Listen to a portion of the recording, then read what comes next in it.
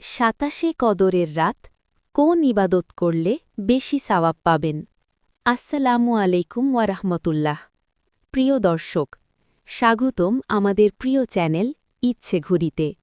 রমজান মাসের সবচেয়ে মূল্যবান রাত হল লাইলাতুল কদর। আর অনেক আলেমের মতে 27 রমজানের রাতটি লাইলাতুল কদর হওয়ার সম্ভাবনা বেশি। আল্লাহ তাআলা পবিত্র কুরআনে বলেছেন, লাইলাতুল কদর 1000 মাসের চেয়েও উত্তম। ভাবুন তো, একটি রাতের ইবাদত ৮৩ বছরের বেশি ইবাদতের সমান।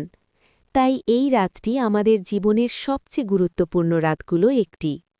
এই রাতে যে আমলগুলো করবেন, বেশি বেশি নফল নামাজ পড়ুন, তাহাজ্জুদ, নফল সালাত এবং দীর্ঘ কিয়াম করুন, আল্লাহর কাছে কান্না করে দোয়া করুন, কুরআন তিলাওয়াত করুন, কারণ এই রাতেই কুরআন নাজিল হয়েছে। বেশি বেশি দোয়া করুন। রসুল সাল্লাল্লাহু আলাইহি ওয়াসাল্লাম এই দোয়াটি বেশি পড়তে বলেছেন, আল্লাহুম্মা ইন্নাকা আফুউন তুহিব্বুল আফওয়া ফা'ফু আন্নি। অর্থ, হে আল্লাহ, আপনি ক্ষমাশীল, ক্ষমা করতে ভালোবাসেন, তাই আমাকে ক্ষমা করুন।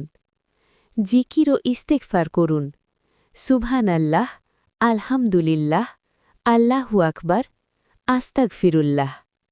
গোপনে দান সাদাকা করুন। এই রাতে একটি ছোট দানও আল্লাহর কাছে অনেক মূল্যবান। হয়তো এই রাতটি আমাদের জীবনের শেষ লাইলাতুল কদর হতে পারে। তাই মোবাইল, গল্প বা অপ্রয়োজনীয় কাজ ছেড়ে এই রাতটি আল্লাহর ইবাদতে কাটানোর চেষ্টা করি।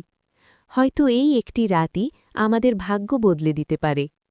আল্লাহ যেন আমাদের সবাইকে লাইলাতুল কদরের প্রকৃত মর্যাদা পাওয়ার তাওফিক দেন। আমিন।